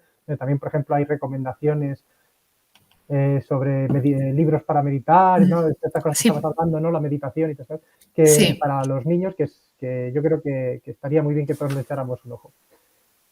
Bueno, como ha dicho Cristina, si alguien tiene alguna pregunta, ahora es el momento. Yo comento sí, perfecto. Algo muy, muy rápido. Bueno, me paro al principio de la presentación. Muchas gracias, Cristina. Ha sido muy a ti, Carmen. Cuando hablabas de que es fundamental enseñarles a los niños a perder en el juego y de que hay que transmitirles que los padres tampoco ganamos y tal, que me parece que es así. Lo que pasa es que recuerdo algún debate que he tenido con algún padre, así muy cercano, además con el que me llevo muy bien, pero él insiste en que también es importante inculcarles la competitividad, que los tiempos que corren, para que luego sean competitivos en el trabajo. Y, no sé, tengo ahí mis dudas, no sé, porque obviamente lo que dices tú es sin lugar a dudas, pero la otra parte también, o eso podemos prescindir de ello, que no es tan necesario. Bueno, la competitividad es algo que está a la orden del día, ¿no, Carmen? Es algo que vivimos todos constantemente. El tema, vivimos todos en diferentes contextos, no solamente profesionales, se viven en muchos otros contextos. Claro, nuestros hijos tienen que ser conocedores de esto, lógicamente ellos tienen que aprender a manejarse ahí y esta es nuestra labor, ayudarles a que ellos sepan cómo manejarse ahí. Lo que pasa es que la competitividad tiene una parte poco sana, ¿no? Yo creo que hablar de competitividad creo que es un mensaje poco positivo para el desarrollo personal de nuestros hijos. Yo prefiero hablar de capacidad del esfuerzo, sobre todo. Me gusta hablar del esfuerzo, me gusta hablar del desarrollo de las capacidades, de creer en uno mismo. Principalmente del esfuerzo. A mí la capacidad de esfuerzo me parece fundamental y yo lo cambiaría por el concepto competitividad, porque en el de competitividad creo que se está más centrado en el otro que en ti mismo, ¿no? En cómo ser mejor que el otro, en lugar de ser tú mejor como persona y en poder desarrollar tus capacidades de la mejor manera, ¿no? Para ponerte al servicio de, bueno, pues de lo que estás haciendo, ¿no? De tu profesión y para ser un buen profesional, no para ser mejor profesional que el que tienes al lado por un tema de competitividad. Por eso digo, a mí el término competitividad es algo que no me gusta demasiado. Vale. Igual no lo enfocabais bien, pero vamos, que al final es inculcarles que no es, lo importante no es ganar, sino que el participar, ¿no? En un examen tampoco hay que ir o sea, lo importante es aprobar o tienes que ser el mejor de clase, no sé.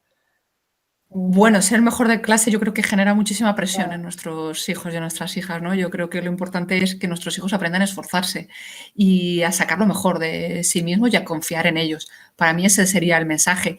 Y dentro de eso, dentro de esos mensajes está también y no siempre vas a ganar. Y muchas veces se pierde en la vida y es necesario ser conscientes de que muchas veces las cosas no van a salir como tú quieres, incluso aún esforzándote. ¿no? Incluso aún esforzándote, incluso aún poniendo todo tu empeño y desarrollando todas tus capacidades al máximo, ¿no? Y poniendo toda tu mejor intención. A veces las cosas no salen, a veces la vida no funciona como nos gustaría y a veces pues las cosas no son como queremos, ¿no? Y las personas nos equivocamos y fallamos y lo importante es, bueno, pues aprender de eso y vivirlo como una oportunidad y vivirlo como un aprendizaje, ¿no?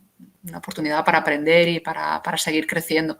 Pero sí, yo creo que es necesario que no les enseñemos que creo que es negativo, ¿no? Que tiene más cosas negativas que positivas el mostrarles a nuestros hijos que somos perfectos, porque somos humanos y detrás de papá y mamá hay un humano, es algo que yo digo siempre y que creo que es necesario que nuestros hijos lo sepan y que dudamos y que no tenemos respuestas para todo y que a veces hacemos las cosas mal.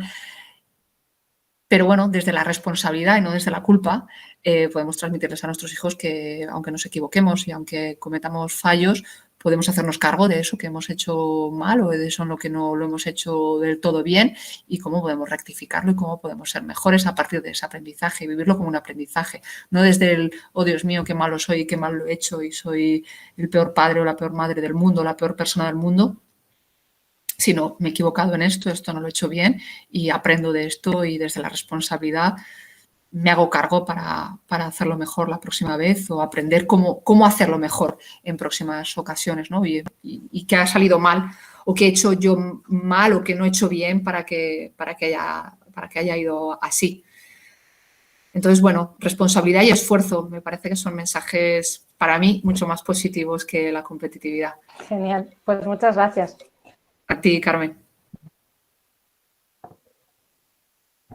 Bueno, pues muchas gracias a todos por estar en el taller, sobre todo a ti, Cristina, por dirigirlo. Y bueno, como esta es la primera vez que lo hemos podido grabar, lo colgaremos también en nuestro canal de YouTube de Lampa, probablemente, para que esté a disposición de todos. Yo sobre esto último que ha dicho Carmen, solo quiero decir que tu respuesta me parecía magnífica, Cristina. Lo de la cultura del esfuerzo es lo importante. Pero que en otros talleres también hablábamos de lo importante de conocer a nuestros niños, a nuestros hijos. El mensaje sea distinto para o sea, que no creo que haya una regla universal, sino que a lo mejor hay un niño que el esfuerzo tiene que ir frena un poco y tu esfuerzo tiene que ser sobre la empatía hacia los demás porque vas sobrado y no necesitas, tu esfuerzo debe ir encaminado a eso, y otro que es más apático, donde sí que una competencia sana puede ayudarle a desarrollar competencias que le vayan a ser útiles. No lo sé, pero estoy de acuerdo. Claro, por eso decía poner al servicio, ¿no?, de los demás lo que somos, lo que sabemos y nuestra profesionalidad creo que es fundamental también, ¿no? Y justamente yo creo que es ahí donde se equilibran esto, ¿no? Cuando yo pongo al servicio lo que soy, lo pongo al servicio de los demás. Es una manera también de empatizar con los demás en los que, bueno, pues que a lo mejor van a otro ritmo, ¿no? Y con otras capacidades. Correcto. Bueno, pues nada más entonces. La semana que viene tendremos el siguiente taller, el último con Cristina, y esperamos que también sea igual de interesante que este. Muchas gracias a todos. Muy bien. A vosotros y a ti, Pablo, especialmente. Muchas gracias. Hasta luego. Chao.